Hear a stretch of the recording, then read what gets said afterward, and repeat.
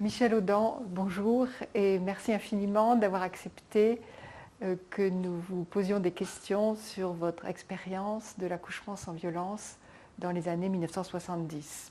Pour commencer, j'aimerais savoir qu'est-ce qui vous a porté vers l'obstétrique? Parce qu'à l'origine, je crois que vous êtes seulement chirurgien.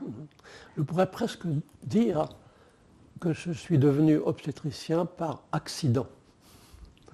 Je fais partie d'une génération qui a été formée à la chirurgie au cours des années 1950.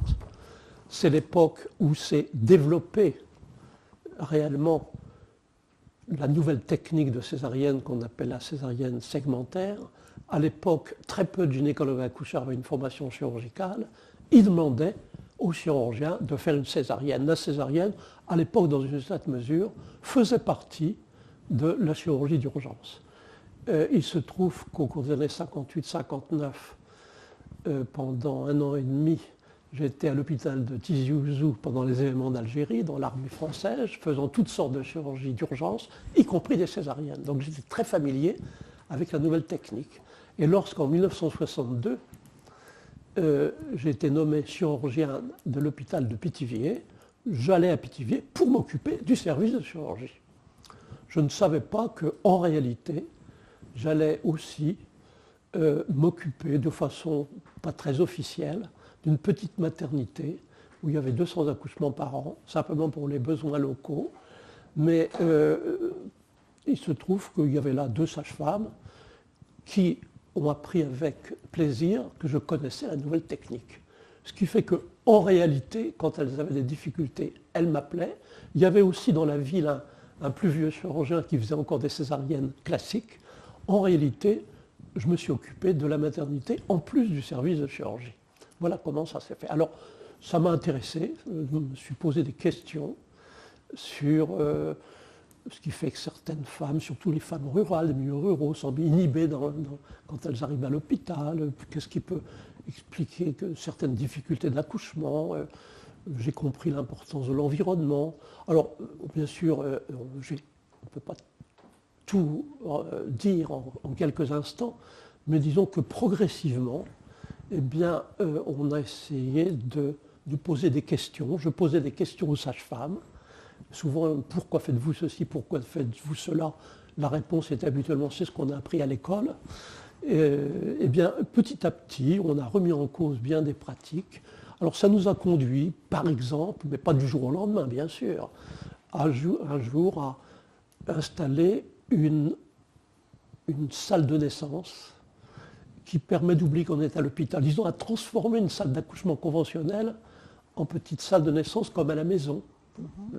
Un beau jour, on a pensé que pour aider les femmes à se familiariser avec les lieux, on peut leur donner des occasions de rencontre. On les a invités à venir chanter autour du piano. Un beau jour, pour essayer de réduire le besoin de médicaments pendant l'accouchement, j'ai acheté une piscine de jardin gonflable en pensant que sans doute l'immersion dans l'eau à la température du corps pourrait faciliter l'accouchement. Donc tout ça, ça a été progressif, ça n'a pas été du jour au lendemain, mais le résultat, c'est que, alors qu'à l'origine, c'était une petite maternité pour les besoins locaux avec 200 accouchements par an, en 1977, on en était à 1000 accouchements par an. Je n'avais plus le temps de faire autre chose que de m'occuper de la maternité. Alors voilà comment, par accident, je suis devenu, en réalité, gynécologue accoucheur. Alors, toutes ces transformations que vous pointez, elles sont venues vraiment de Pithiviers ou elles sont venues de vos lectures? Non, elles ne sont pas venues du tout de mes lectures. Non. C'est plutôt de mes réflexions, après des longues journées opératoires, en tant que chirurgien, je bavardais avec les sages-femmes qui me racontaient ce qu'elles avaient appris à l'école, et puis je les aidais à tout me remettre en cause. Oui, ça s'est fait très progressivement, par la pratique, par l'observation. Et vous étiez seul dans ces innovations? J'étais absolument seul. Vous n'étiez pas avec des collègues qui faisaient la même chose? Absolument seul, et même pendant de nombreuses années, j'ai été le seul médecin m'occupant de 1000 accouchements par an. Donc, seul médecin, y compris, y compris la néonatologie, etc. J'étais seul médecin pour 1000 accouchements par an, alors que j'étais encore officiellement responsable du service de chirurgie. Mais en réalité, là j'avais un assistant chirurgien. Oui. En réalité, j'avais glissé vers la gynécologie obstétrique de façon très progressive, inhabituelle. C'est une route tout à fait inhabituelle vers l'obstétrique. Oui, et à l'époque, le fait que vous ne soyez pas obstétricien patenté, ça n'a pas posé de problème? C'était un avantage. Le fait que je n'étais pas connu comme obstétricien, dans une petite ville de province, personne ne s'intéressait beaucoup à ce que nous faisions, donc on était relativement libre. Et c'est sans doute ce qui nous a permis d'être dans une certaine mesure créatifs. Oui. Je veux dire, aujourd'hui, on se demande si ça serait encore possible avec la hiérarchie hospitalière. Alors, il est certain que ce qui a été possible à Pithiviers doit se comprendre, surtout dans le contexte des années 1970. C'est l'après 1968. Au cours des années 70, c'était en France surtout, mais partout dans le monde, c'était la même chose aux États-Unis, il y avait des possibilités de créativité. Rappelons qu'en France, l'un des slogans de 68, c'est « Il est interdit d'interdire ». Oui. Donc on était extrêmement audacieux, créatif. C'est une particularité des années 70. On doit dire que, bien entendu, à l'époque, on n'avait pas le même fardeau bureaucratique que celui qui est connu aujourd'hui. Je voudrais donner un exemple d'ailleurs. Lorsqu'on a décidé de transformer une salle d'accouchement conventionnelle, avec table, étrier, etc., en une petite salle de naissance, comme à la maison, eh bien, on a demandé la permission à personne. C'était une audace extraordinaire. Et c'est souvent par la suite que je mettais les autorités devant le fait accompli. Alors qu'on venait d'installer notre nouvelle petite salle de naissance comme à la maison, on a eu une inspection à l'hôpital de Pithiviers, un inspecteur venu de Paris. On m'a présenté un inspecteur et immédiatement j'ai pris les devants, je lui ai dit tiens, je vais vous montrer quelque chose de nouveau. Et je lui ai expliqué que beaucoup de femmes en milieu rural étaient souvent inhibées lorsqu'elles arrivaient dans un hôpital, que ça nous a paru être un facteur expliquant le nombre croissant d'interventions. Et je lui ai expliqué comment on avait été amené à créer une petite salle comme à la maison. Et je lui ai fait visiter. Et il a trouvé que c'est une idée magnifique. Après, je pouvais dire, ben voilà, cet inspecteur de la santé a visité notre salle de naissance. Mais on a mis devant un fait accompli. Mais ça, c'est les années 70. Mais il fallait de l'argent quand même pour... non, tout ce qu'on a fait, c'est pratiquement sans argent. Pratiquement sans argent.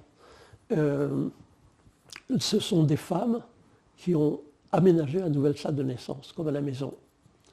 Vous voulez dire des patientes, enfin? Des femmes qui avaient eu des bébés, oui. à qui on a parlé et qui ont fait ça elles-mêmes. On a acheté bien sûr un piano d'occasion, mais on s'est débrouillé entre nous comme ça, de même que pour la petite piscine de jardin. Ce sont les seuls frais qu'on ait engagés à l'époque. Oui, ça... Effectivement, c'était l'après 68. C'était l'après 68. Oui, je pense effectivement. Ah oui, à propos de ce contexte, justement, est-ce que vous avez joué un rôle dans la lutte pour l'accès à la contraception et la légalisation de l'avortement? Alors, on était très influencé par beaucoup de mouvements qui se développaient à l'époque. Et je dois dire qu'à l'hôpital public de Pithiviers, nous avons créé le premier centre de planification des naissances de la région du Centre, en milieu hospitalier. Le premier s'est trouvé à Pithiviers. À quelle année, est-ce que vous vous souvenez? C'était avant la loi Veil, c'était au tout début des années 70. Mais centre de planification, ça veut dire contraception, surtout. Ça veut dire avant tout contraception. Donc application de la loi Neuwirth. De 67. C'est ça, oui. On appelait ça, mais aussi écouter les femmes qui demandaient un avortement, par exemple, et les écouter, parler. Alors qu'est-ce que vous faisiez avant 74? Alors, ce qu'on faisait, ce n'était pas toujours légal. Il y a des femmes, très souvent, on doit dire, ayant parlé, on évitait beaucoup d'avortements. beaucoup de femmes qui avaient finalement besoin d'être écoutées. Ah oui. C'est une façon d'éviter beaucoup d'avortements.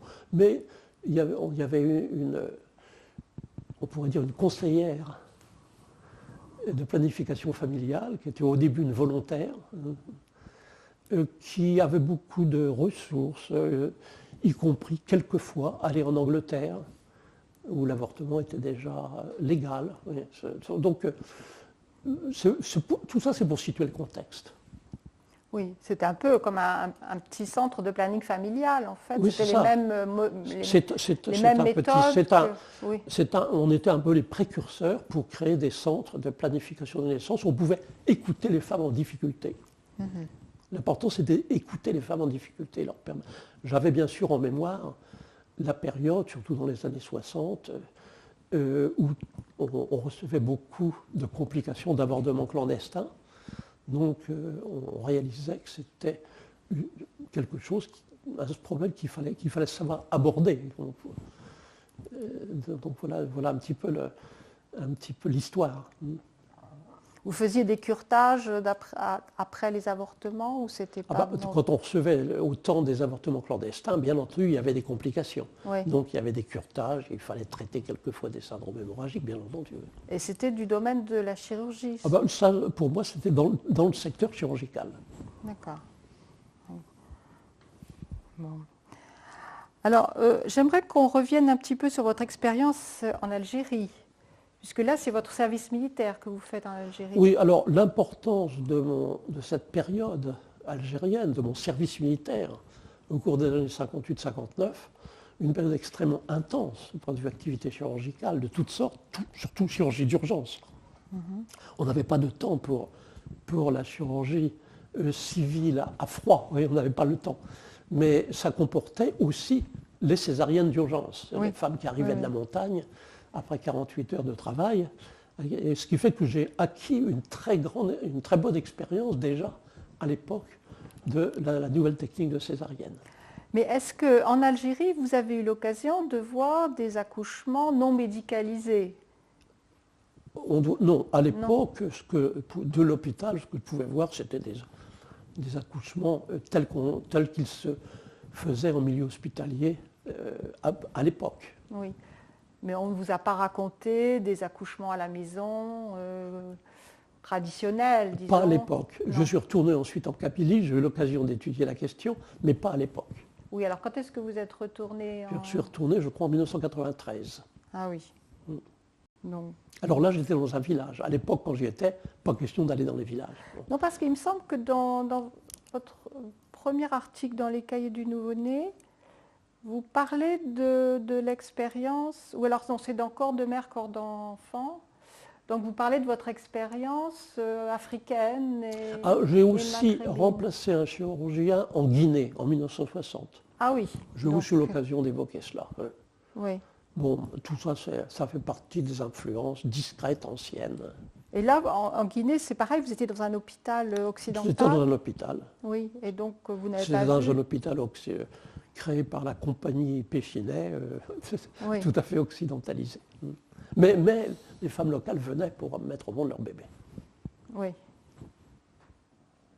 Même celles qui n'avaient pas besoin d'aide particulière, enfin, qui n'avaient pas de complications, je veux dire. Disons, non, beaucoup venaient à la maternité parce qu'elles elles avaient la possibilité d'y venir. Bon, il y en avait qui accouchaient dans les visages, mais ça... Ça, vous ne les avez pas pas eu l'occasion vous n'en avez pas de observé. m'en occuper. Non. Je veux dire, votre salle sauvage à Pithiviers, Oh non, c'est autre chose. elle n'a pas été inspirée absolument pas influencée par ce qui se passait non, c'est simplement Afrique du Nord.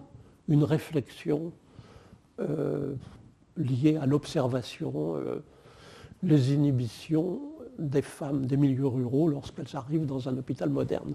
C'est ça plutôt. Oui, est-ce qu'on pourrait dire que ces femmes avaient en quelque sorte la mémoire des accouchements à la maison de leur mère et de leur grand-mère, puisque ça n'était pas si vieux, la période où la majorité oui, alors des femmes il est certain accouchaient à la que maison. lorsque je suis arrivé à Pithiviers en 62, c'était encore un peu une période de transition. Oui, Par exemple, la sage-femme qui était là quand je suis arrivé, eh bien, elle était auparavant sage-femme locale s'occupant de naissance à la maison. oui. Mais quand les femmes sont venues à l'hôpital pour accoucher, elle les a suivies, elle a fait comme elle. C'était la période de transition. Est-ce qu'elle vit toujours, cette sage-femme? Oh non, non, non, non. Non. Parce que c'est effectivement très intéressant d'avoir le témoignage de ces personnes qui ont à la fois accouché à la J'imagine qu'elle ne... Oui. Elle avait au moins 10 ans de plus que moi, Oui. Donc j'imagine que, je ne sais pas, je perds de vue. Oui, d'accord. Bon. Donc, voilà. Alors maintenant, je voudrais. Alors, donc en 1974, est-ce que vous connaissiez, quand le livre de Le Boyer est paru, est-ce que vous le connaissiez? Non, en 1974, je ne connaissais pas Le Boyer. J'ai eu l'occasion de lire son livre, mais en fait, le premier contact que j'ai eu avec l'œuvre de Le Boyer, on pourrait dire c'est un peu indirect. Ce qui s'est passé, c'est que lorsque Le Boyer a publié son livre en 1974, en même temps, il a pris sa retraite. Oui, ça je sais. Donc, de nombreuses femmes lisaient ce livre, étaient très sensibles à ce qu'elles lisaient, et ensuite elles se disaient, mais y a-t-il une maternité qui soit en accord avec les écrits de Le Boyer? Et c'est ainsi que certaines ont découvert Pithiviers. Je peux vous donner une anecdote pour montrer que ça s'est fait un peu par le bouche à oreille. C'était l'époque des célèbres petites annonces de Libération, la période historique de Libération, et un jour, dans Libération, il y a une petite annonce, cherche une maternité chouette en accord avec les écrits de Le Boyer. Et la réponse était, va faire un tour à Pithiviers et tiens-nous au courant.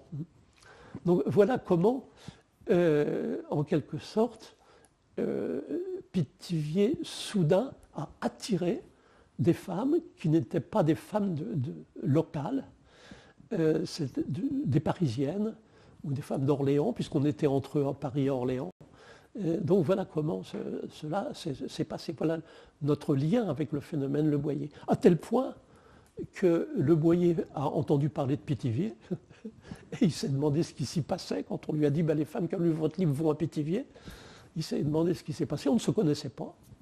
Et un beau jour, il est venu nous rendre visite. Et voilà un petit peu le lien d'origine. Alors, bien sûr, je dois dire que quand j'ai lu le livre de Le Boyer, que j'ai fait lire à toute la maternité, les employés, les sages-femmes. C'est vous qui l'avez fait lire? Oui, je leur ai fait lire pour qu'il y ait une espèce d'unité, que tout le monde soit un petit peu au courant. Je dois dire qu'à l'époque, je mettais ça dans un certain contexte.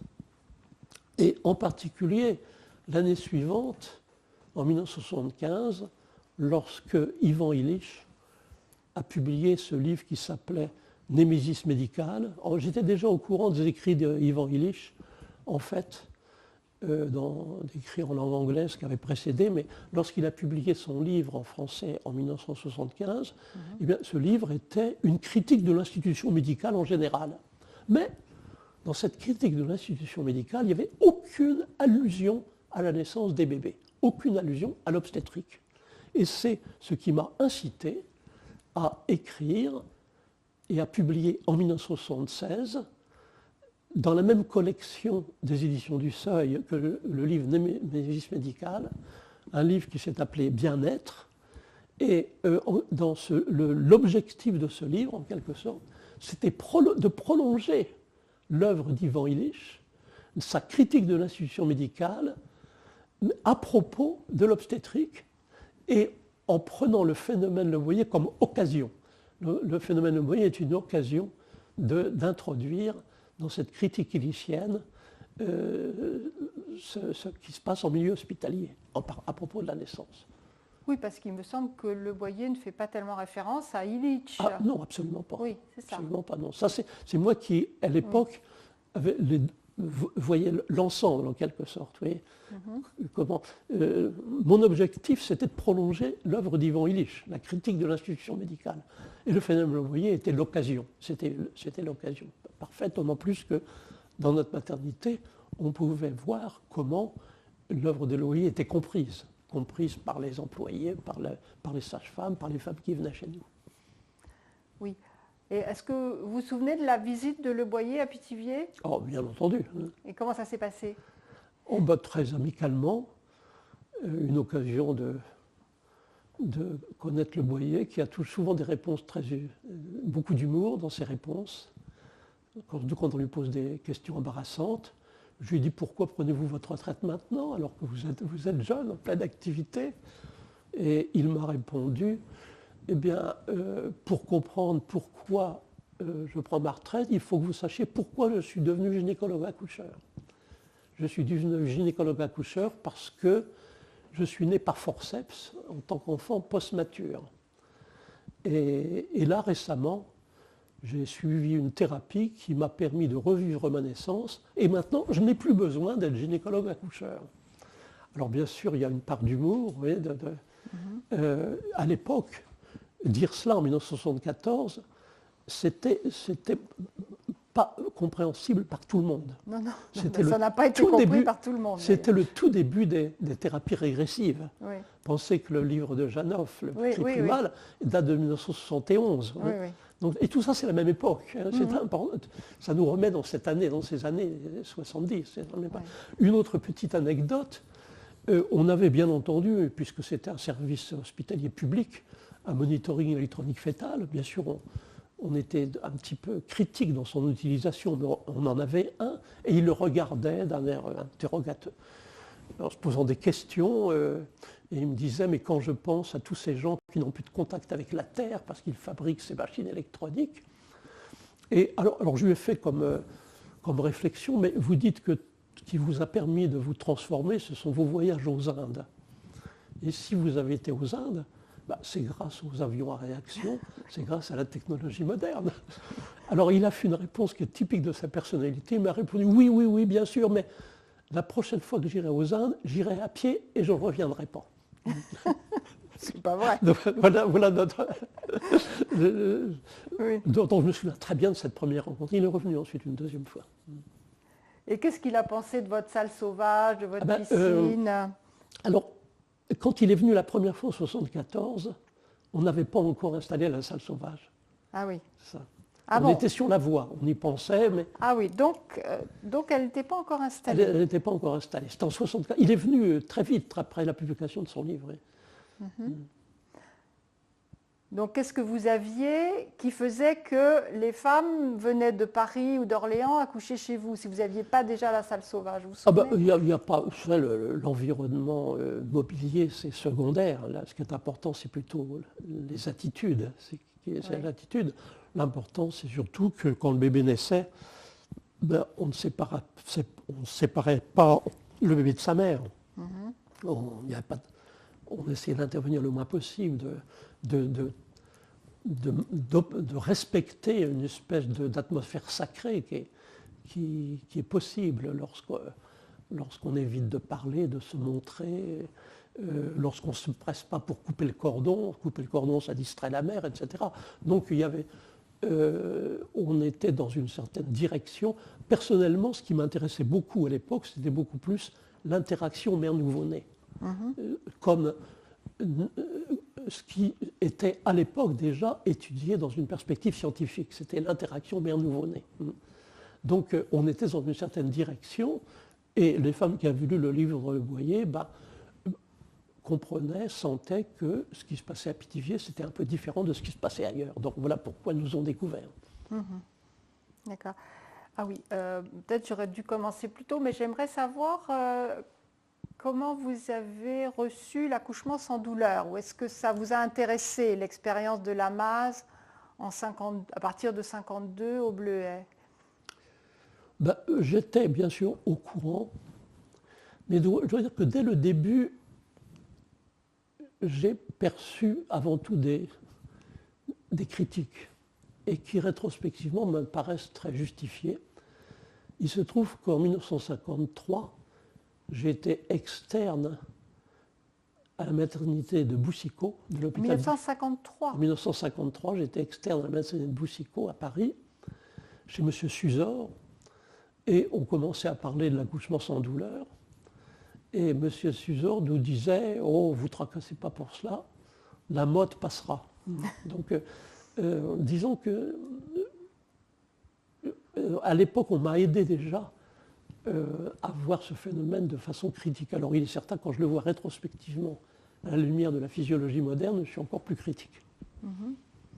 Oui, mais est-ce qu'à Pithiviers, on préparait les femmes à l'accouchement sans douleur? Je pense que oui. On ne parlait pas d'accouchement sans douleur. Non? Non.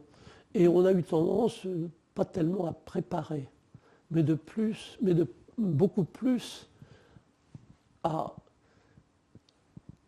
satisfaire le besoin qu'ont beaucoup de femmes enceintes de rencontrer d'autres femmes enceintes, de rencontrer des jeunes mères qui ont déjà des bébés, de socialiser, de se familiariser avec les lieux, avec les gens. Par exemple, il faut souligner l'importance qu'a eu dans notre maternité, qu'ont eu les groupes de chant, le fait qu'on se réunisse le mardi soir autour du piano pour chanter, eh bien, c'était une occasion parfaite pour beaucoup de femmes enceintes de se familiariser avec les lieux, avec les gens.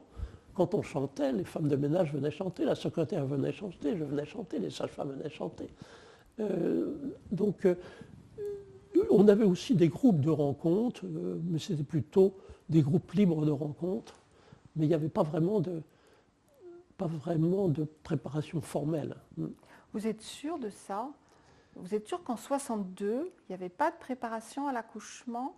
Parce que la sécurité sociale remboursait depuis 1956. En 62, il n'y avait aucune préparation. Il n'y avait aucune? Absolument aucune préparation. On est à Pithiviers. De Pithiviers. Oui. Je parle de Pithiviers. Il n'y avait aucune préparation. Non, Donc, aucune préparation. Les femmes arrivaient comme ça au 9e mois? Moi, j'ai instauré une sorte de préparation. Oui. Donc, il n'y avait rien. Ça Mais m'étonne. il n'y avait absolument aucune préparation. Ben, dans beaucoup de lieux de France, Dans beaucoup de il n'y lieux. avait pas de Pourtant, préparation. c'était remboursé Bien par la sûr. sécurité Oui, mais sociale ça, À depuis 5 ans. l'assistance publique des hôpitaux de Paris, c'était le cas. Oui. Mais très peu en province, effectivement, sauf certaines régions que nous connaissons, comme Strasbourg, comme Reims, et quelques autres villes de France. Moi, en 67, il y avait à Tours, il y avait des préparations Bien dans sûr, toutes les bien sûr. maternités. Hein. Voilà, C'était vraiment. qui partent de la maternité des Bleuets, où Oui, les enfin, sages-femmes oui. sont préparées à la maternité. C'est-à-dire qu'il n'y avait même pas une préparation simplement intellectuelle, où on n'expliquait pas aux femmes les différentes phases de l'accouchement, enfin, des choses quand Très même. souvent, à l'occasion des consultations prénatales, j'incitais les femmes enceintes à aller parler avec la sage-femme de garde ce jour-là. On peut appeler ça préparation si on veut. Ah oui, mais non, il n'y avait pas de séance. Mais il n'y a pas de régulière. préparation structurée. Ah oui. Mais Ça, est-ce qu'il s'agissait d'un choix de Michel Audin, ou de l'institution, ou de la situation générale de la France? Je crois que c'était la situation générale. Et pour moi, il y avait des choses plus importantes que de préparer les femmes. Plutôt, ça me paraissait plus important de comprendre l'environnement qui peut influencer le déroulement de l'accouchement. C'est ce qui est à l'origine des salles de naissance comme à la maison, de piscine, de changer l'environnement aussi pendant la grossesse, venir à l'hôpital, non pas pour apprendre quelque chose, mais pour chanter. Mais on apprend en même temps, parce que après avoir chanté, les femmes bavardaient avec d'autres femmes enceintes, les femmes enceintes avec d'autres femmes enceintes, avec celles qui avaient des bébés, avec les sages-femmes. Ce n'était pas structuré. Mais c'était bien donc une position de Michel Audin par rapport à l'accouchement dit sans douleur, la méthode définie et mise en place par la masse. Oui, il y avait une certaine réserve vis-à-vis de ce qui se faisait habituellement. Oui. Mais alors, donc, les femmes, comment est-ce qu'elles vivaient leurs accouchements concrètement quand elles avaient vraiment très mal? Est-ce que le fait de leur parler, d'avoir rencontré d'autres femmes avant, ça les soulageait vraiment? Enfin, comment est-ce qu'elles géraient leur travail? Bien, ça s'est modifié, les études sont modifiées avec l'histoire. On doit dire que jusqu'aux années 70, c'est-à-dire l'époque où soudain il y a eu la nouvelle doctrine de la participation du père du bébé à l'accouchement, mais il y avait très peu de demandes de médicaments analgésiques. Il y avait souvent personne d'autre autour de la femme qui accouchait que la sage-femme. Et habituellement, c'était une obstétrique très simplifiée, ce que nous faisions. Ou bien tout marchait bien par voie vaginale, et puis on ne faisait rien. Ou bien l'accouchement s'avérait difficile et rendait pessimiste, rendait la sage-femme pessimiste, on faisait une césarienne. C'est une attitude très, très simplifiée. Ça a beaucoup changé avec la doctrine de la participation du père du bébé. Alors là, il y a eu soudain, indiscutablement, beaucoup plus d'accouchements difficiles, longs, et des demandes beaucoup plus grandes de médicaments analgésiques. Ah bon, souvent, les hommes avaient des difficultés ne comprenaient pas ce qui passait. Quand leur femme partait sur une autre planète, disait des choses insensées, ils ne comprenaient pas, ils les ramenaient à la raison, on pourrait dire, intervenaient quelquefois pour qu'on fasse une piqûre. Il y a eu un tournant, ça, indiscutablement, une augmentation de la difficulté des accouchements. Mais avant l'arrivée des pères dans les salles de naissance, à Pithiviers, est-ce que les femmes criaient? Ah oui, oui, bien sûr. Là. Bon, en général, quand une femme a complètement mis au repos son néocortex, ce qui est la condition pour accoucher facilement, on accouche avec des structures primitives cérébrales et non pas avec le cerveau de l'intellect, bien les femmes se libèrent, elles peuvent crier, elles peuvent jurer, elles peuvent devenir impolies, elles peuvent dire des choses complètement insensées, elles peuvent se retrouver dans les positions les plus bizarres, du four. Non, ça c'est particulier. Mais elles peuvent se retrouver dans des positions les plus bizarres, les plus inattendues, souvent primitives, quadrupédiques. La plupart des femmes se mettent en position quadrupédique, elles sont sur une autre planète. Ça, c'est la condition pour l'accouchement rapide et facile, quand il n'y a plus de contrôle néocortical. L'activité néocorticale, c'est le handicap de l'espèce humaine. Il faut qu'il se mette au repos, le néocortex. Alors à ce moment-là, les femmes qui crient, ça veut dire les femmes qui se libèrent en même temps. Bon, ça, vous dites ça aujourd'hui, mais est-ce que vraiment vous aviez déjà cette manière de voir, disons, dès le début disons des années elle s'est précisée. Elle s'est précisée au fur et à mesure des années. Oui. Elle s'est précisée aussi quand on a commencé à observer que les accouchements étaient de plus en plus devenaient plus difficiles, en se demandant pourquoi. Ma compréhension de la physiologie de l'accouchement a évolué à l'occasion parfois d'anecdotes. Et je peux vous dire comment j'ai commencé à comprendre la physiologie de l'accouchement. Ça se passait en 1964 et un de mes amis qui était avec moi dans l'armée à Tizi Ouzou en Algérie, il était là-bas réanimateur, s'occupait du laboratoire EGIC, et un jour, il me dit, on a un nouveau produit qui s'appelle le gamma-OH. Il me dit, ça ne peut pas être dangereux, parce que c'est comme le GABA, le neurotransmetteur, il y en a dans le cerveau, ça ne peut pas être dangereux, et on dit que ça a un effet ocytocique. Peut-être que tu pourrais l'expérimenter. Alors, à l'époque, il n'y avait pas beaucoup de bureaucratie, 1964. On a passé quelques perfusions de gamma-OH à des femmes dont le travail avançait lentement. Et ce qu'on observait avec ce gamma-OH, qui est connu, comme on pourrait dire, un inhibiteur du néocortex, ce qu'on a observé, c'est que soudain, ces femmes avec une perfusion de gamma-OH, ce qui est très proche du neurotransmetteur, le GABA, eh bien, ces femmes, soudain, elles se comportaient d'une façon bizarre, elles criaient, elles hurlaient, elles arrachaient leur perfusion, elles marchaient toutes nues dans les couloirs, mais elles accouchaient très rapidement. Alors j'ai compris, à l'époque, ça c'était la clé pour moi, qu'il ne s'agissait pas vraiment d'un effet ocytocique, c'est-à-dire que ce n'est pas un médicament qui lui-même qui stimulait les contractions utérines, L'effet de ce médicament, c'était de mettre au repos le néocortex. Et quand le néocortex est trop au repos, les êtres humains ont beaucoup plus de similarité avec les autres mammifères qui, eux, accouchent bien plus facilement. Et c'est ça la clé. C'est comme ça que j'ai commencé à comprendre la physiologie de l'accouchement, l'essentiel de la physiologie de l'accouchement. J'ai eu d'autres anecdotes plus tard qui ont renforcé.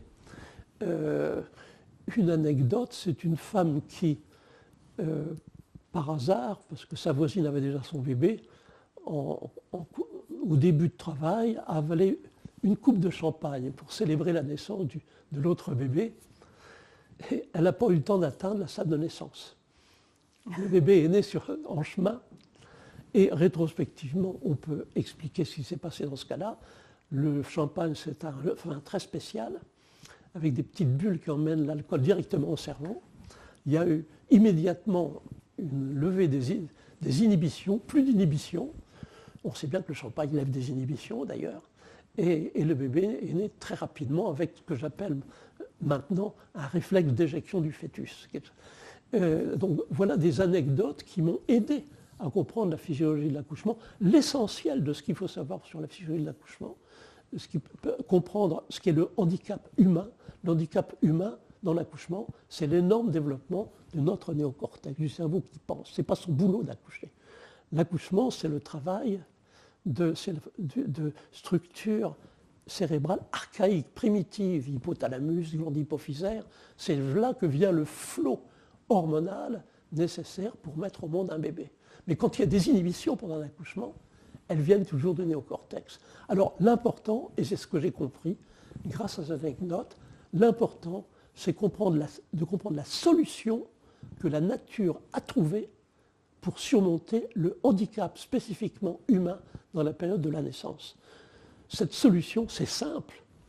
Le néocortex doit se mettre au repos. Ce n'est pas son travail. Son néocortex doit se mettre au repos. Voilà, et à ce moment-là, c'est la libération. Voilà l'essentiel de ce qui... Alors, ça veut dire aussi, en même temps, bien entendu, ça veut dire que le besoin de base d'une femme qui accouche, c'est d'être protégée contre toute stimulation de son néocortex. Voilà. Alors attention au langage, ça stimule le néocortex, attention à la lumière, ne pas se sentir observé.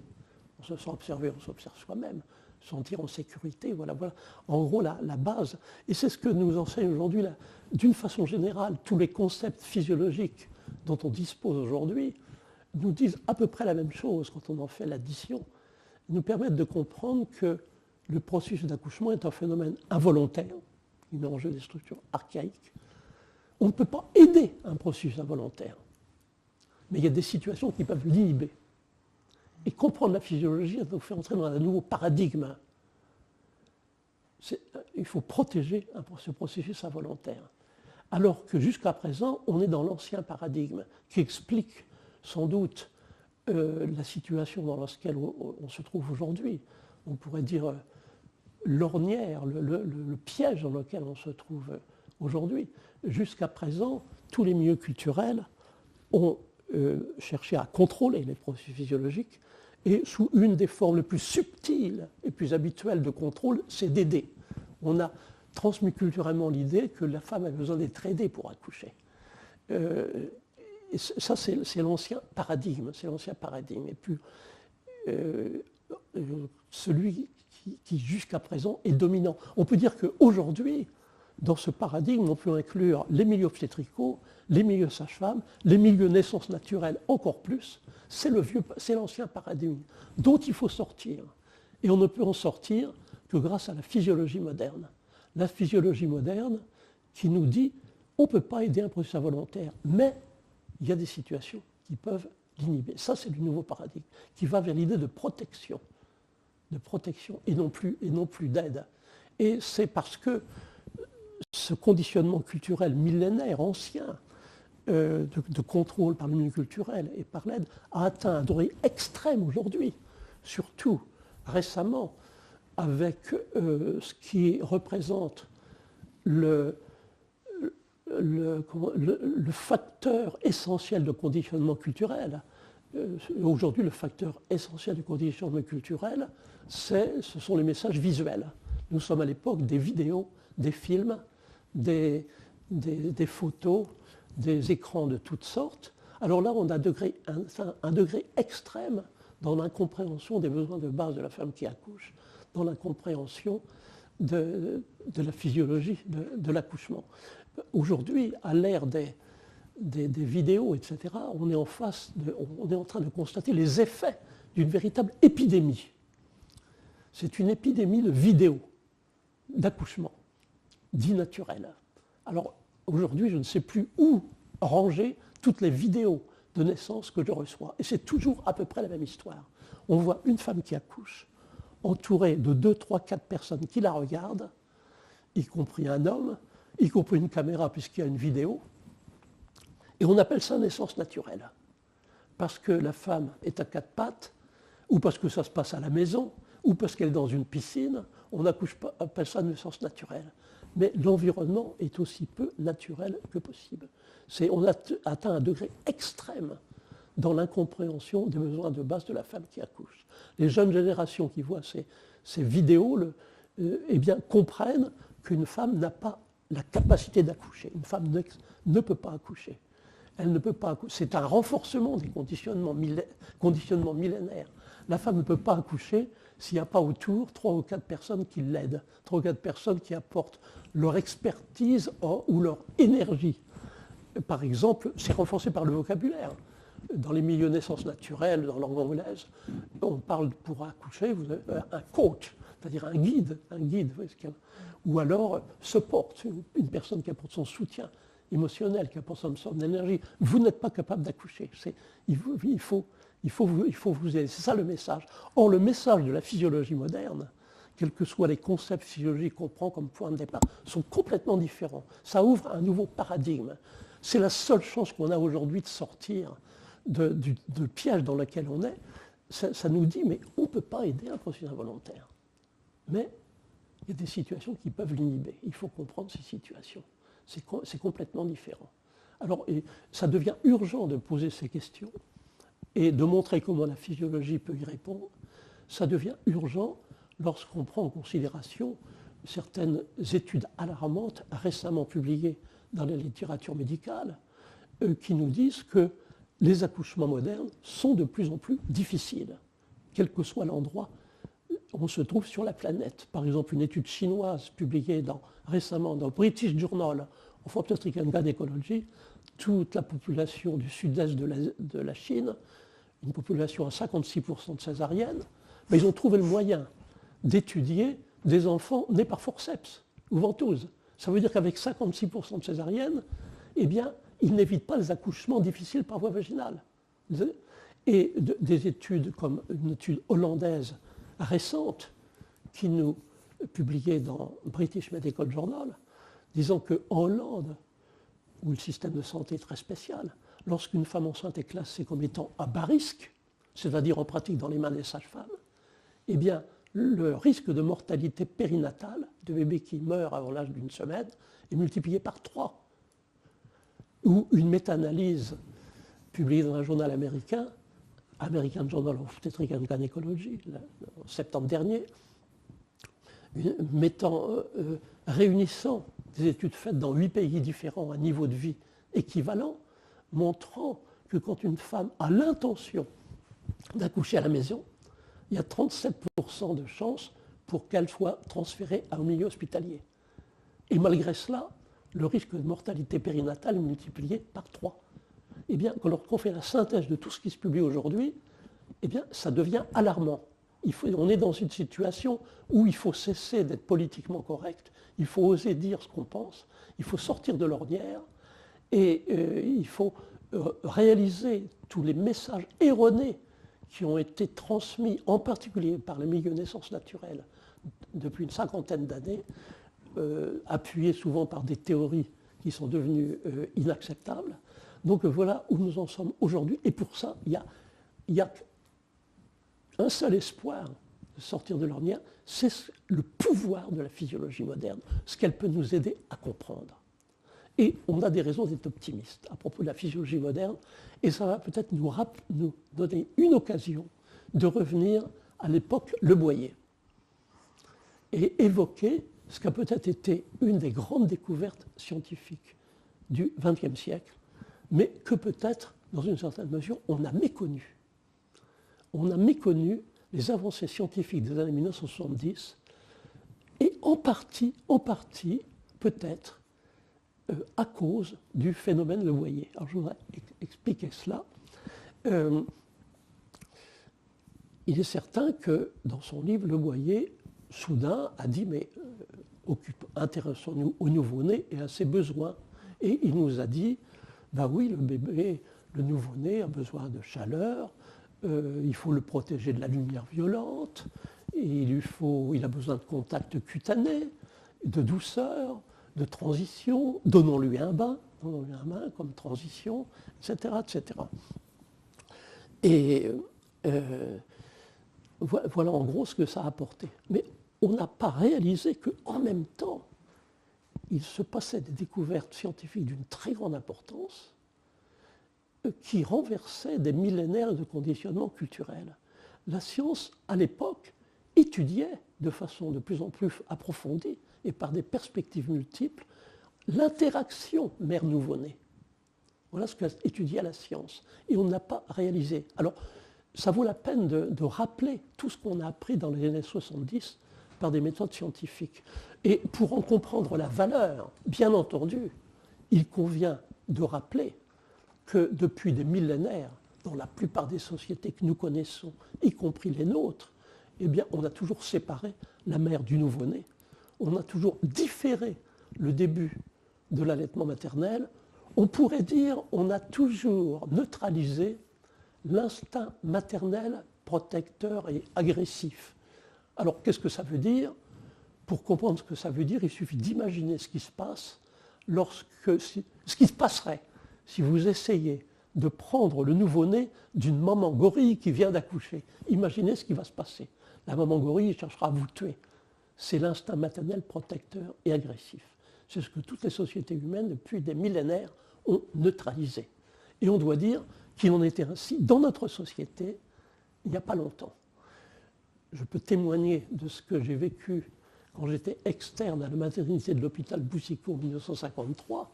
Jamais à l'époque, je n'ai entendu parler d'une femme qui, immédiatement après l'accouchement, aurait demandé à avoir un contact de corps à corps avec son bébé. Tout le monde savait alors que le bébé avait immédiatement besoin de soins donnés par quelqu'un d'autre. Et c'était la même chose à l'époque à la maison. Tout ça pour comprendre l'importance des découvertes scientifiques des années 70 dont on n'a pas su mesurer l'importance à l'époque. Peut-être était-on distrait par le phénomène Le Boyer. Alors qu'avons-nous appris? Ce qu'on peut résumer, on a appris que le nouveau-né a besoin de sa mère. Ça ne se savait pas, C'est pour ça que j'évoque l'époque où j'étais externe, on ne le savait pas. Alors qu'est-ce qu'on a appris? Il y a eu des premières études humaines inspirées par ce que nous apprenaient les éthologistes, qui nous disaient chez tous les mammifères, il y a immédiatement après la naissance une période critique qui ne se reproduira jamais et qui est importante pour l'attachement mère-bébé. Alors ça a inspiré des études dans l'espèce humaine, randomisées, contrôlées, d'une nouvelle intervention, contact mère-nouveau-né, absolument nouvelle intervention. En même temps, d'autres scientifiques étudiaient les fluctuations hormonales, ou plutôt les effets comportementaux des hormones qui fluctuent dans la période périnatale. Alors j'étais au courant de cela à l'époque parce que je connaissais Jane Rosenblatt qui, déjà dans les années 60, avait montré que quand on injecte le sang d'une rate qui vient d'accoucher à une rate vierge, on induit un comportement maternel. Mais il y a eu bien d'autres découvertes à la même époque. Parfait.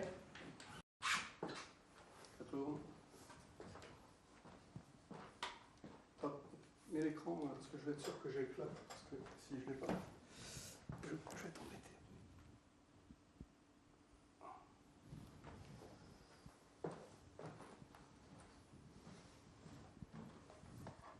Bon, c'est bon. Mets-toi dans le champ de l'autre.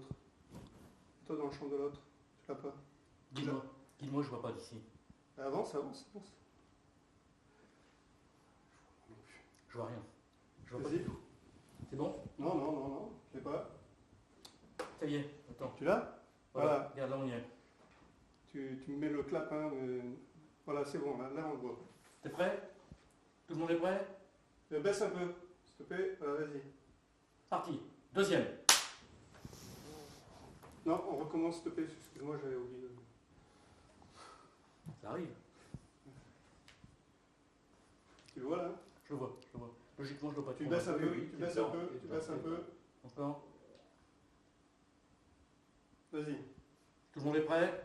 Deuxième.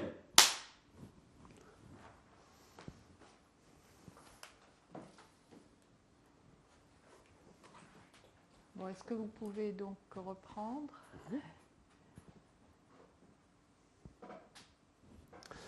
Alors, en même temps que des scientifiques étudiaient les effets comportementaux d'hormones qui fluctuent dans la période qui entoure la naissance, en même temps, d'autres étudiaient la composition du colostrum. Et ils nous disaient, apparemment, c'est une substance précieuse. À noter, puisque dans la plupart des sociétés humaines, on avait toujours pensé, dans beaucoup de sociétés, que le colostrum est non seulement inutile, mais parfois même dangereux pour le bébé. Et puis, à la même époque, on s'est aperçu que lorsque on ne distrait pas la mère juste après l'accouchement, lorsqu'elle ne se sent pas guidée, lorsqu'elle ne se sent pas observée, lorsqu'elle peut vraiment être spontanée avec son bébé, eh bien, il y a de grandes chances pour que le bébé trouve le sein dans l'heure qui suit la naissance.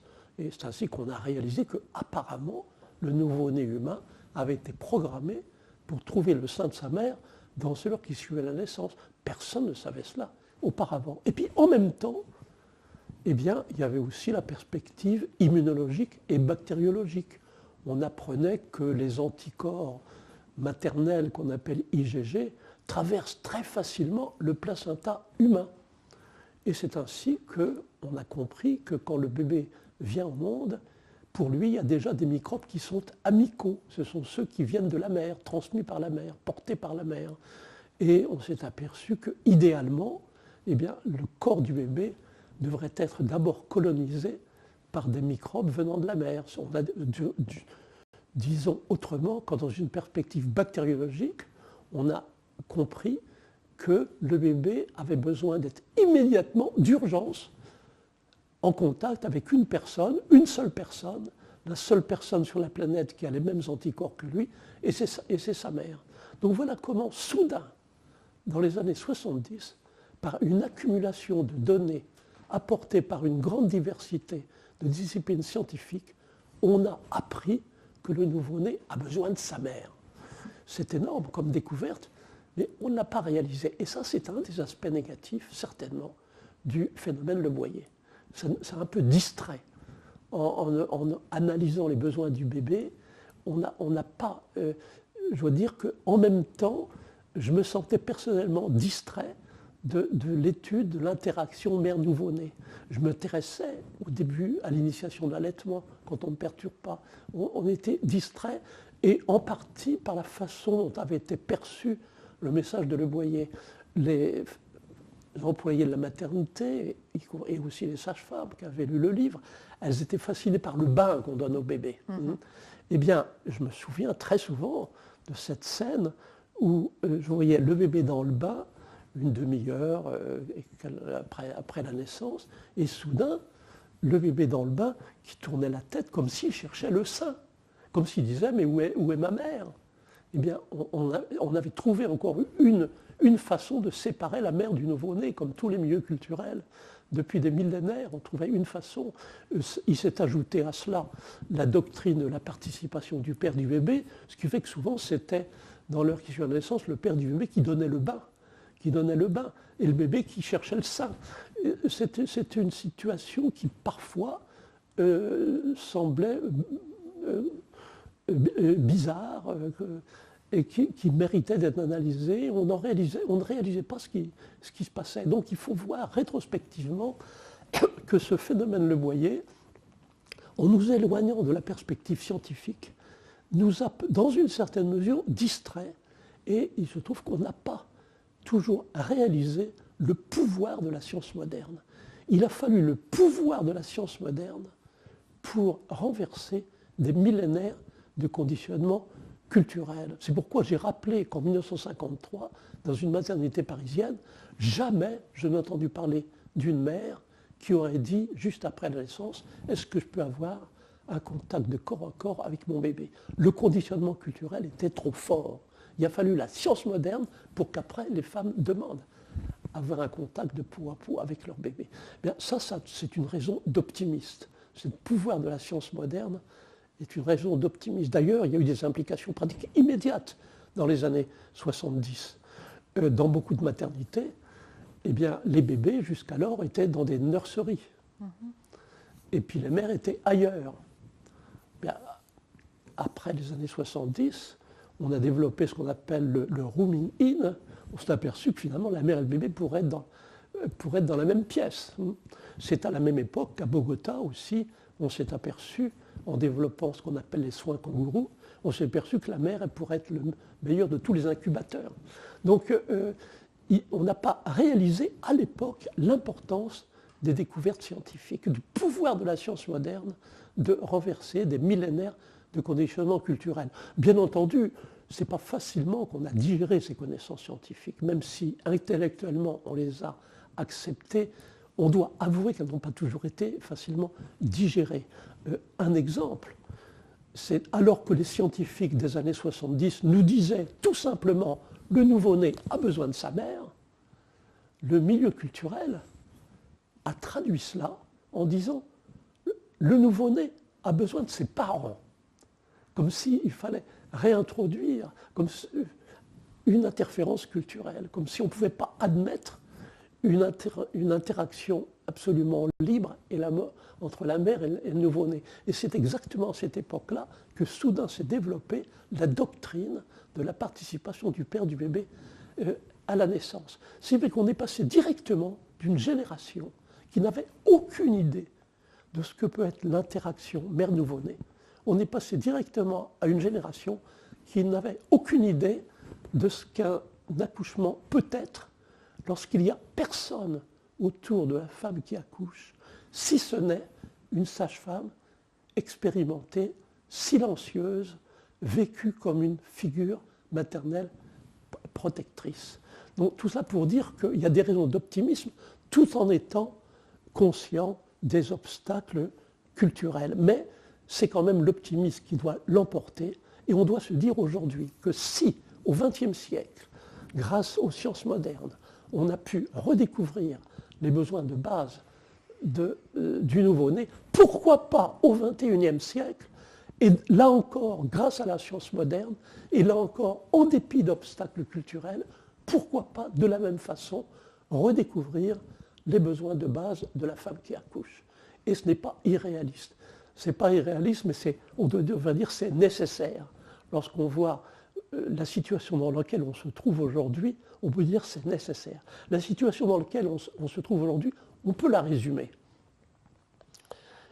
On peut la résumer en disant que actuellement, à l'échelle de la planète, le nombre de femmes qui mettent au monde le bébé et le placenta, uniquement grâce à la libération de leurs hormones naturelles, ce nombre est en train d'approcher zéro.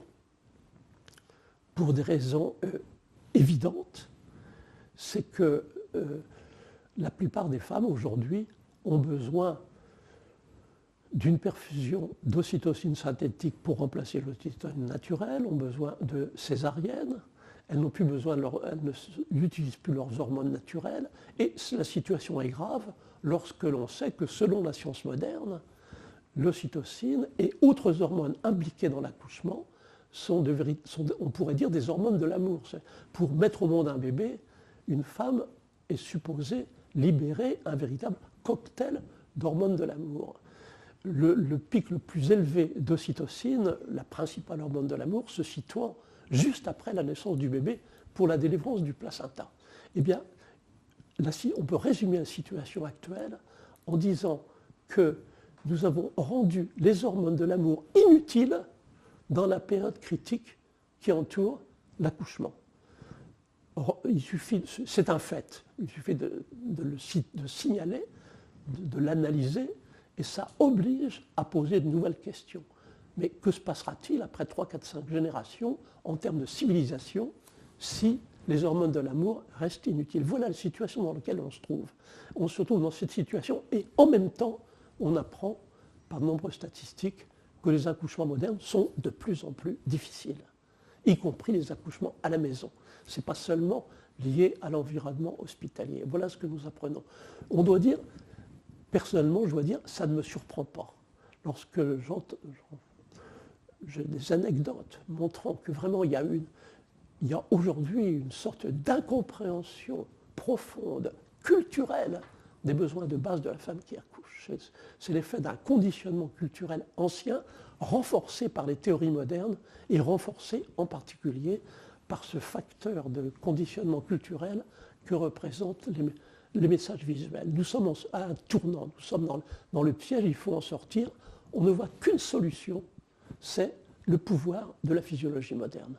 Mais déjà, on peut entrevoir un certain nombre de concepts physiologiques qui peuvent nous mettre sur la voie. Redécouvrir les besoins de base de la femme qui accouche, ce n'est pas irréaliste au XXIe siècle.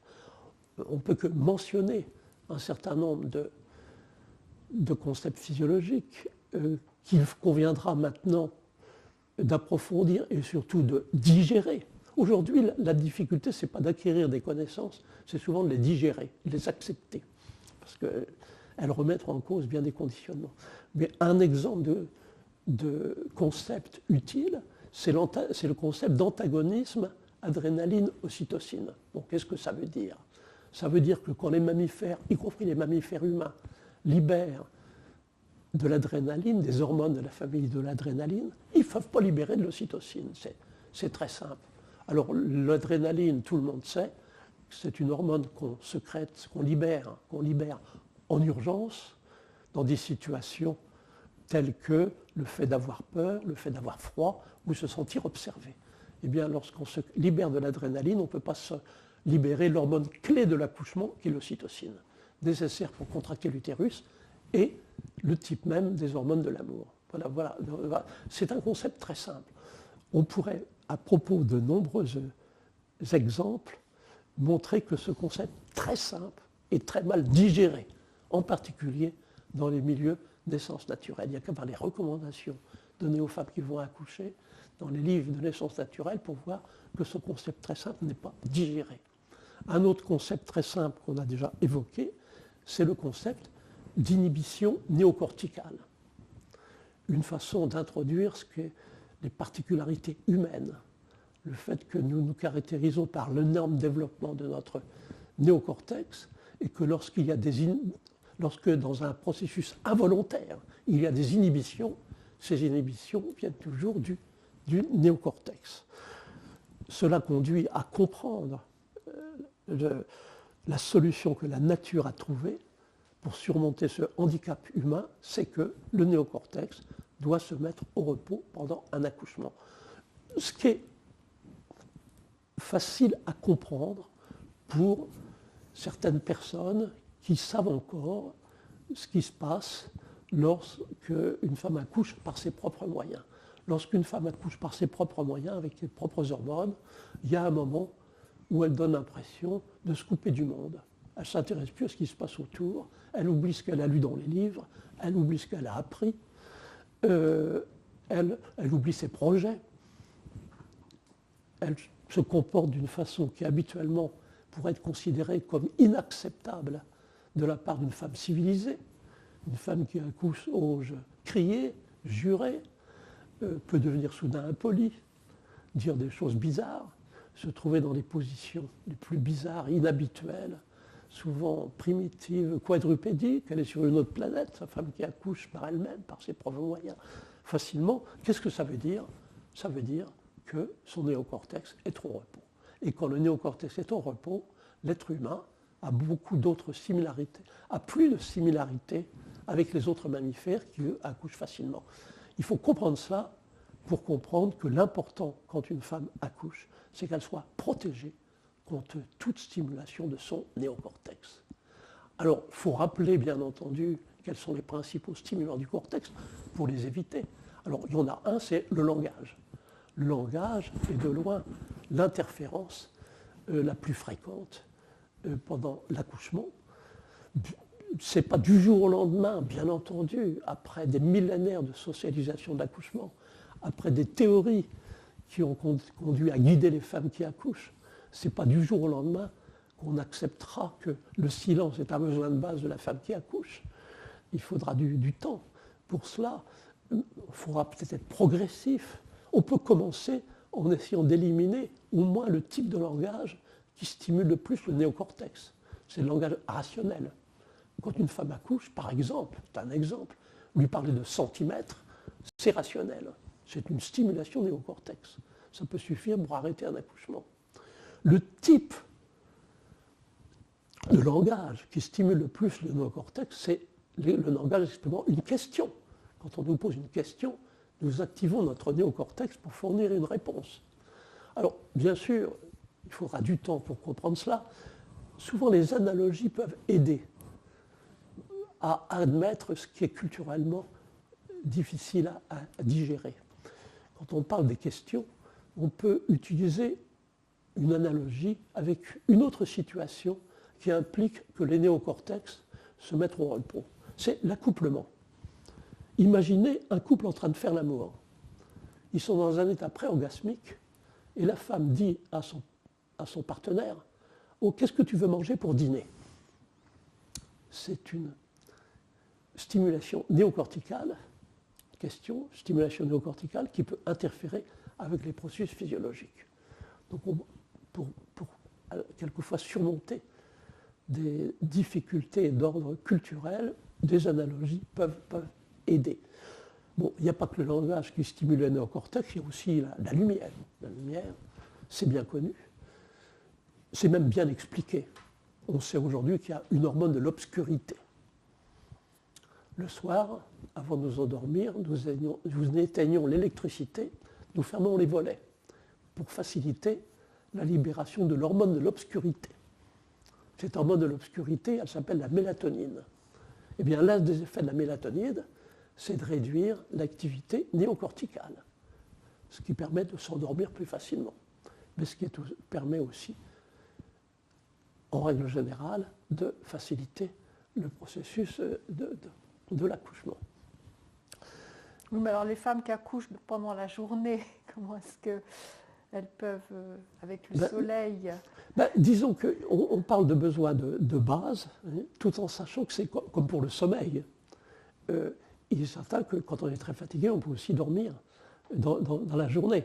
Mais la question qu'on se pose à propos des femmes qui accouchent dans le jour, bon, aujourd'hui on est un peu dérouté avec l'électricité, avec toutes les interventions, on est un peu dérouté, mais il est possible qu'à l'origine, finalement, peut-être que dans l'espèce humaine, comme tout avait été programmé pour que les femmes accouchent plutôt la nuit.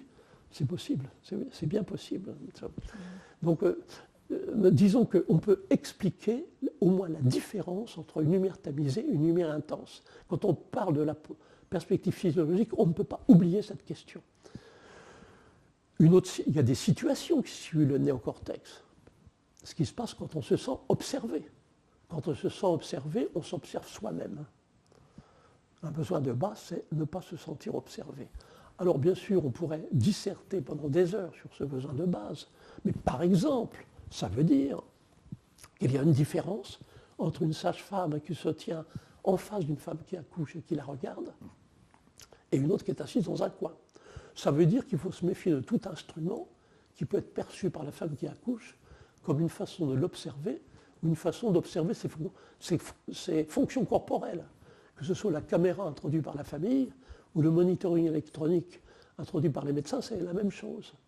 Une façon de rappeler aussi que c'est en particulier dans les milieux de naissance naturelle que ce besoin de base, ne pas se sentir observé, a besoin d'être redécouvert. Faisons de nouveau allusion à l'épidémie actuelle de vidéos d'accouchement dit naturel, qui traduisent une incompréhension profonde de la physiologie de l'accouchement et qui expliquent la situation dans laquelle on se trouve.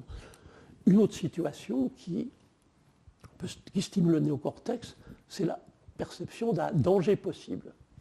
Quand on perçoit un danger possible, eh bien, faut faire attention. Le néocortex est stimulé. Bon, c'est une façon de redire ce qu'on peut déjà dire à propos d'un autre concept qu'est l'antagonisme adrénaline-ocytocine. C'est qu'un des besoins de base de la femme qui accouche, c'est de se sentir en sécurité. Ce qui est intéressant, c'est quel que soit le concept physiologique que l'on prête comme point de départ, et je ne donne que quelques exemples, on arrive toujours à des conclusions extrêmement simples et toujours les mêmes. Attention au langage, attention à la lumière, se sentir en sécurité sans se sentir observé. Il y a un autre besoin un autre concept physiologique qui est important, qui est d'actualité, c'est à quel point les états émotionnels sont contagieux et en particulier à quel point les libérations d'adrénaline sont contagieuses. Bon, c'est du bon sens, ce n'est pas seulement de la recherche scientifique, c'est du bon sens. Ça veut dire, par exemple, impossible dans un état de complète relaxation s'il y a à proximité quelqu'un qui libère de l'adrénaline et qui est sous tension. Voilà ce que ça veut dire, c'est du bon sens. Alors, c'est important sur un plan pratique. Ça veut dire, par exemple, qu'une sage-femme qui a bien assimilé le concept d'adrénaline, d'antagonisme adrénaline-ocytocine, et qui a compris que la libération d'adrénaline est contagieuse, elle aura une préoccupation quand une femme accouche, c'est qu'il n'y a personne alentour qui libère de l'adrénaline. Voilà ce que ça. Et puis ça veut dire une de ses préoccupations aussi, c'est de maintenir son propre taux d'adrénaline aussi bas que possible. Je ne peux pas m'empêcher en disant cela d'évoquer de nouveau les 6 mois que j'ai passés chez M. Suzor à Boussicot en 1953. J'ai gardé de l'époque une image de la sage-femme. À l'époque, une sage-femme, c'est une femme qui en fait n'avait pas grand-chose à faire dans la maternité. Il y avait pas, on n'introduisait pas des données dans les ordinateurs. La sage-femme de l'époque, elle passait sa vie à tricoter. La sage-femme de l'époque, elle tricotait en attendant le bébé, après elle tricotait en attendant le placenta, et puis elle tricotait quand il n'y avait pas de femme au travail. Eh bien, récemment, j'ai réalisé la valeur de cette attitude traditionnelle lorsque j'ai eu écho d'études en cours sur les réponses physiologiques aux actes répétitifs. Il y a des physiologistes qui ont étudié les effets physiologiques d'un acte répétitif comme tricoter. Eh bien, quand on tricote, on abaisse son taux d'adrénaline. Donc, c'est une petite diversion pour montrer ce que peut nous apprendre ce concept physiologique. Je fais encore une autre diversion pour dire que dans la conférence que nous organisons à Honolulu en octobre 2012, la Mid-Pacific Conference, eh bien, il y aura bien sûr des conférences de sessions plénières, il y aura 27 séminaires, il y aura des ateliers, etc., etc. Mais il y a un atelier auquel j'accorde une grande importance. Ce sera une session de tricot en silence. Pendant toute une session, des femmes en silence qui ne font rien d'autre que de tricoter. Alors, seulement des femmes? Des femmes, des sages-femmes, des femmes. Pas d'hommes? Sage-femme. Non, une sage-femme, c'est une mère, c'est une femme. Mais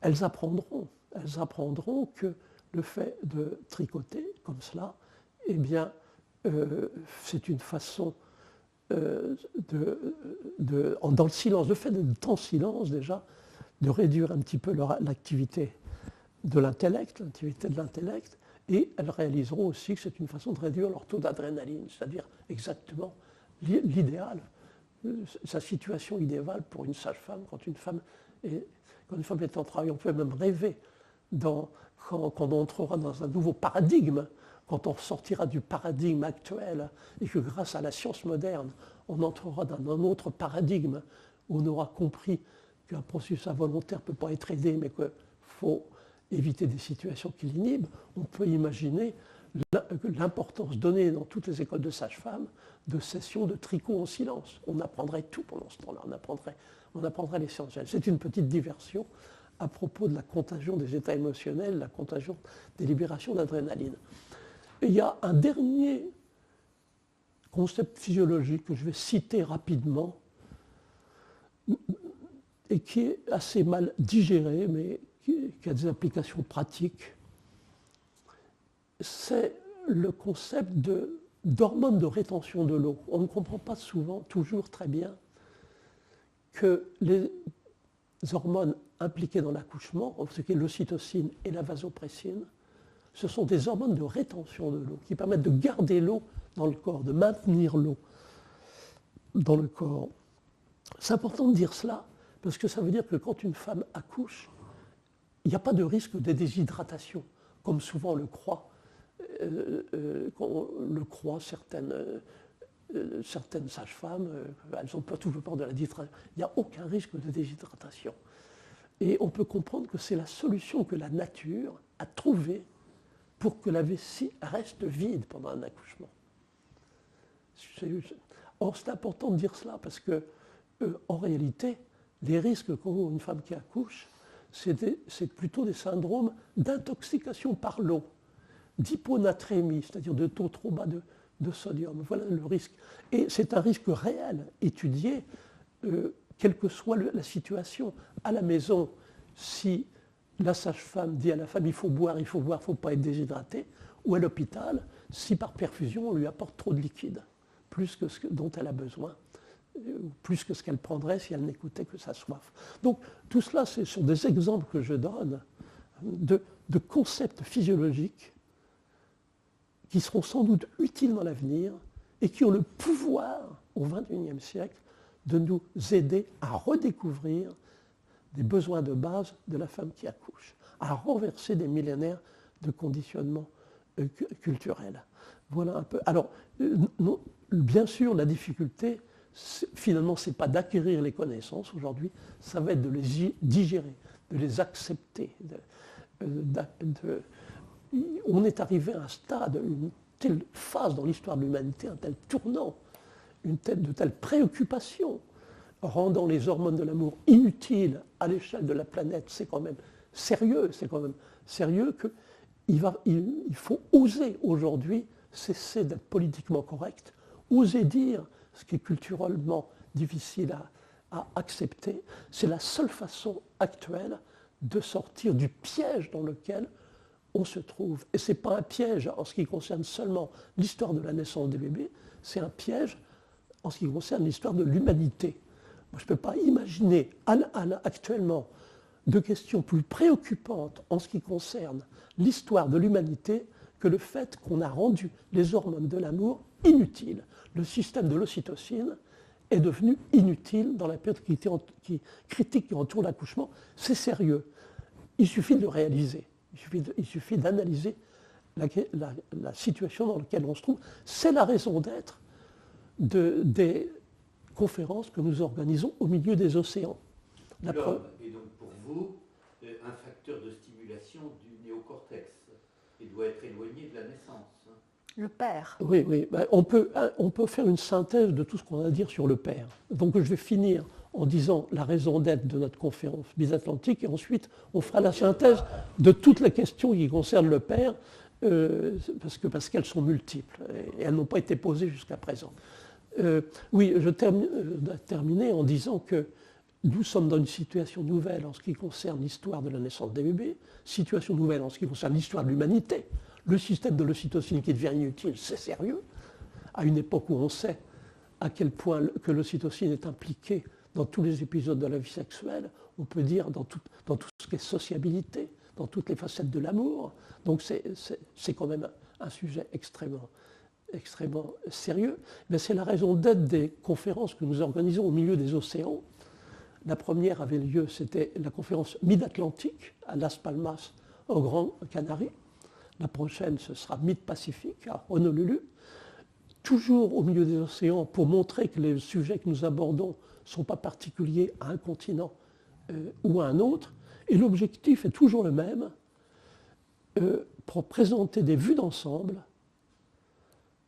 des progrès techniques d'une part et scientifiques d'autre part, qui vont influencer l'histoire de l'accouchement.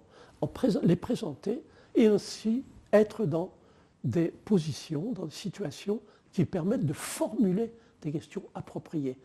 Quand on est dans de nouvelles situations, et l'humanité dans une nouvelle situation, eh bien, la priorité, c'est de formuler de nouvelles questions. Voilà la raison d'être de nos conférences au milieu des océans. Alors, bien entendu, là jusqu'à présent, on a parlé de ce que nous apprend la physiologie, des besoins de base du nouveau-né, qu'on a résumé en disant le nouveau-né a besoin de sa mère. On a parlé des besoins de base de la femme qui accouche, qui met au monde le bébé et le placenta. Dans la science moderne, on peut dire que non seulement on comprend mieux que le nouveau-né a besoin de sa mère, mais on comprend aussi que la mère a besoin du nouveau-né. C'est une interaction. La mère a besoin du contact avec le nouveau-né pour libérer un pic très élevé d'ocytocine pour la délivrance du placenta, et aussi ocytocine, hormone de l'amour. Donc c'est une interaction. Tout cela, on peut l'expliquer, mais ça nous oblige, bien entendu, à évoquer ce qui est particulier à notre milieu culturel, et peut-être aux interférences qui sont particulières à notre milieu culturel. Alors, ça nous oblige à parler, en particulier, de la participation du père du bébé. Ça, c'est particulier, on peut dire, pour simplifier, à notre société. Alors, il est important de rappeler comment ça a commencé. Oui, ça, j'aimerais bien. C'est très important de rappeler comment ça a commencé, il faut connaître l'histoire. On peut dire, tout en sachant que c'est un peu simpliste, que d'une façon générale, dans nos sociétés et un peu partout dans le monde, jusqu'à une date récente, l'accouchement était une affaire de femmes. Quand un bébé naissait à la maison il y a un siècle, habituellement, par tradition, le père du bébé allait au bistrot, où il passait des heures à faire bouillir de l'eau, on l'occupait, c'était une affaire de femmes. Quand j'étais externe à Boucicaut en 1953, c'était encore une affaire de femmes, très peu de gynécologues accoucheurs professionnels et presque invisibles seulement à la demande. Personne n'avait pensé que le père du bébé pourrait être là. Donc c'était encore une affaire de femmes. Alors tout cela, il faut rappeler ça pour réaliser ce qui s'est passé, là encore dans les années 1970, dans cette époque où il s'est passé tant de choses. Bon, déjà, probablement en 1960, dans les années 60 déjà. Oui, je dis autour de 1970 pour simplifier. Ouais. Pour simplifier. Parce que je me souviens des premières demandes, les premières demandes occasionnelles qu'on a eues. Au début, c'était des demandes occasionnelles. Alors, je dis 1970 avec des variantes aussi d'un pays à l'autre. Il y a des petites variantes. Mais c'est une façon de simplifier. Disons que tout a commencé par une demande occasionnelle de certaines femmes. Certaines femmes qui, arrivant à la maternité, disaient « Est-ce que je peux garder mon mari avec moi ?» Alors je dois dire qu'au début, c'est une surprise. Les sages-femmes téléphonent en disant « Mais il y a une femme qui arrive, elle veut garder son mari avec elle. Qu'est-ce que je dois faire ?» C'est un petit peu la surprise. Bon, c'est une demande occasionnelle qu'on pouvait très facilement comprendre. C'était de toute évidence une adaptation à des situations sans précédent. C'est l'époque où les accouchements ont été de plus en plus concentrés dans nos grands hôpitaux. Historiquement, ça va ensemble. Historiquement, on ne peut pas séparer l'industrialisation de l'accouchement et la participation du père du bébé. Historiquement, ça va à peu près ensemble. C'est l'époque où la famille s'est réduite de plus en plus à la famille nucléaire. Donc, le seul personnage familier dans la vie quotidienne des femmes modernes, souvent, c'était le père du bébé, qui était aussi le chauffeur de la voiture. Et de plus en plus de gens avaient une voiture pour aller à la maternité. Et puis, c'est l'époque où aussi le rôle de la sage-femme s'est transformé. La sage-femme, qui était un personnage très indépendant, est devenu un membre d'une équipe médicale. Donc voilà comment on peut expliquer cette demande occasionnelle. Ce qui était difficile à prévoir, c'est à quelle vitesse cette demande occasionnelle allait être transformée en doctrine. en quelques années, on ne parlait plus que des couples qui accouchent. Et alors, cette nouvelle doctrine avait des supports théoriques. On doit dire que les théories étaient souvent émises par des gens qui n'étaient pas directement impliqués dans l'accouchement. Ce n'est pas venu des sages-femmes, par exemple. Ce n'est pas venu des sages-femmes, absolument pas. Alors, on entendait comme théorie à l'époque, si le père du bébé participe à la naissance, ça va créer des liens très forts à l'intérieur des couples. Donc, les taux de divorce vont dégringoler. On a dit aussi, le père du bébé est un personnage familier. La présence d'un personnage familier va faciliter l'accouchement. Ça pourrait réduire les taux d'intervention, etc., etc. Donc, il y a eu beaucoup de théories. On doit dire aujourd'hui, en 2011, aujourd'hui, rétrospectivement, on peut dire que ce n'est pas aussi simple que cela. Et ce qu'on peut dire, c'est qu'il y a beaucoup de questions qui n'ont pas été formulées à l'époque par les théoriciens. Il faut redire que quand on est dans des situations nouvelles, il faut d'abord formuler des questions appropriées. Et ça n'a pas été fait quand cette doctrine s'est établie. Alors parmi les questions qui n'ont pas été posées, ou pas correctement posées, il y a par exemple quel peut être l'effet sur la vie sexuelle du couple de la participation du père du bébé. Alors bien sûr, c'est un sujet difficile. C'est toute la question de l'attrait sexuel. L'attrait sexuel, c'est mystérieux. Peut-être que l'attrait sexuel a besoin de mystère. Est-ce qu'il y a un risque à ne rien cacher? On n'a pas tellement posé la question à l'époque, ou du moins les théoriciens n'ont pas posé la question, parce qu'à l'époque, j'ai entendu des femmes qui posaient la question, c'est celle des générations précédentes. Les femmes qui avaient eu des bébés vers 1920, 1930, à la maison, bien entendu, quand on en parlait des comportements des femmes modernes, elles disaient, mais je ne peux pas imaginer que, j'ai entendu ma mère dire ça, je ne peux pas imaginer que mon mari me regarde, il m'ait regardé quand j'accouchais. Et qu'est-ce qui serait devenu de notre vie intime? Elle posait la question. Tout ça pour dire qu'il y a des questions qu'on n'a pas vraiment posées à l'époque. Et il y a une autre question qu'on n'a pas posée et qui m'intéresse de plus en plus, en particulier avec mon expérience de la naissance à la maison, c'est la santé du père dans les jours qui suivent l'accouchement. Alors, tant que j'étais hospitalier, en milieu hospitalier, je ne m'étais jamais posé la question. On ne se pose pas cette question au milieu hospitalier. Mais, enfin, vous avez gardé des pères à Pithiviers dans les chambres des mères. Le père était pratiquement participé à la naissance, oui. Oui, et après, il restait aussi quelquefois oui, dans la ça. chambre. Oui, mais pas très longtemps, oui, c'est ça. Oui. Mais après, ils repartent à la maison et puis oui, vous les voyez. je ne m'étais jamais posé la question.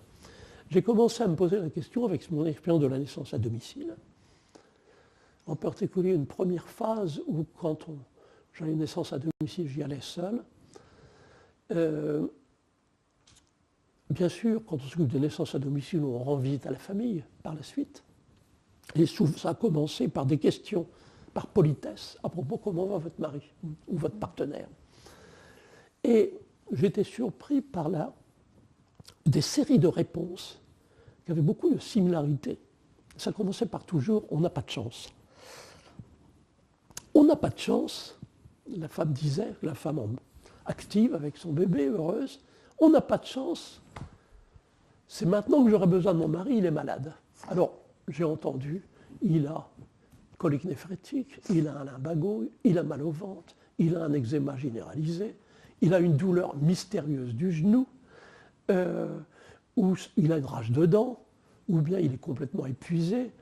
Et alors là, j'ai commencé à me poser des questions, et à faire des enquêtes, etc.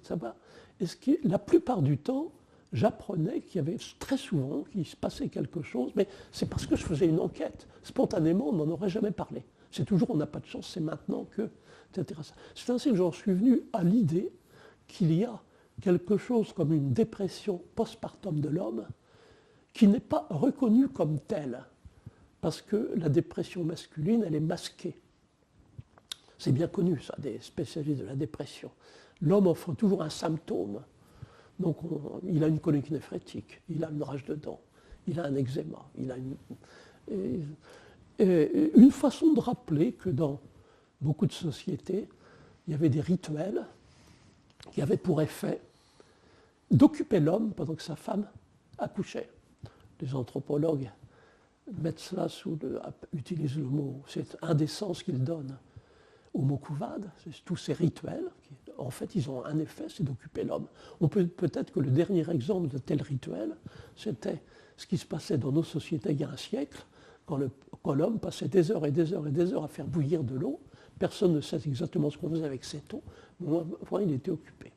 Donc voilà comment petit à petit j'ai réalisé que peut-être pour certains hommes, participer à l'accouchement, ça représente des états émotionnels extrêmes et qu'ensuite ils doivent payer cela. Je dois dire que ceci a été renforcé par la suite par différentes expériences. De toute évidence, il y a des hommes qui atteignent des états émotionnels extrêmes. Plus récemment, par exemple, j'ai appris de doulas londoniennes les doulas, vous savez, ce sont des femmes qui sont là, des figures maternelles, qui s'occupent de la mère avant, pendant, après, etc. Et bien qui s'occupent après de la maison, etc. J'ai appris qu'il y a des hommes qui font pipi dans leur culotte quand leur femme accouche. Bon, on ne s'en aperçoit pas forcément, mais ça veut dire émotion extrême. Oui. Donc, et ce qui m'a frappé surtout, c'est que plus j'en parle, et plus il me vient des anecdotes. Alors je pourrais passer des heures d'anecdotes où on me dit « Ah, mais maintenant je comprends ce qui s'est passé à mon mari ». Il y a quelque temps, je parlais à Santiago du Chili, et après mon interprète me dit quand j'ai eu mon bébé à New York, à la maison, et puis après mon mari a eu des attaques de panique, et puis ça a duré assez longtemps, etc., à tel point qu'un beau jour on a vu un psychiatre. Le psychiatre n'a fait aucun lien avec ce qui s'est passé avec la naissance du bébé, aucun lien, mais il a donné des antidépresseurs. C'est quand même... Alors, et petit à petit comme ça, et alors j'ai eu même un exemple absolument dramatique, et là encore qui m'est venu parce que je m'intéressais à la question. Ça ne serait pas venu si je ne faisais pas des enquêtes. Ça se passait à Moscou, et un soir, le couple qui me guidait dans Moscou m'a invité à dîner avec une femme qui voulait m'offrir son livre. Elle avait publié un livre à propos de la merveilleuse naissance de son bébé. Elle avait mis au monde son bébé aux Indes, dans l'océan. Alors, c'était une merveilleuse naissance, etc. Elle m'offre son livre, je rentre à l'hôtel, je ne peux pas lire le russe, mais je regarde les images. Je suis frappé sur toutes les images par la place que prend le père. Ils avaient une caméra automatique, vous voyez, donc il pouvait être à la fois le caméraman et puis le sujet. Et visiblement, il était partout, il avait choisi le lieu de naissance, il était impliqué dans la naissance, à tel point que le lendemain, j'ai demandé à mes amis, mais hier, on a vu cette femme au restaurant, mais son mari, il est revenu des Indes, etc. Alors c'est là qu'on m'a dit, oh là là, quel drame, quel drame. Cet homme, âgé de 50 ans, est mort d'une attaque cardiaque quelques jours après la naissance du bébé. C'est vraiment pas de chance. Il a sans doute qu'il avait déjà une maladie coronarienne, sans doute, mais encore, c'est vraiment pas de chance. Eh bien, je n'aurais pas appris cela si je ne m'étais pas intéressé à la question. Il fallait que je fasse une enquête pour m'intéresser à la question. Et ce qui m'a conduit à m'intéresser aussi à des comportements des hommes après la naissance des bébés, surtout quand ils y ont participé, des comportements de fuite, des hommes qui essaient d'échapper à la réalité quotidienne. Alors là, j'ai des anecdotes qui s'accumulent. Par exemple, un couple franco-italien, la femme qui accouche à la maison, l'homme se comporte normalement pendant l'accouchement, selon les livres modernes. 2 jours après, il retourne à Rome, sa ville natale. Et on ne l'a pas revu.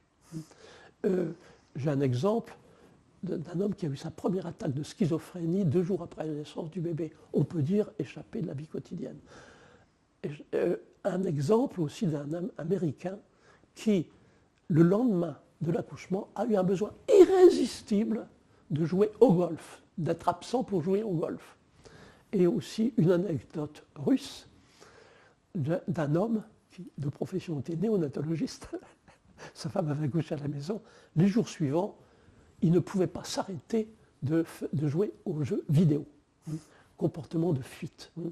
Eh bien, c'est pour dire qu'il y a beaucoup de questions, certainement, que l'on n'avait pas évoquées lorsque les théories ont été introduites.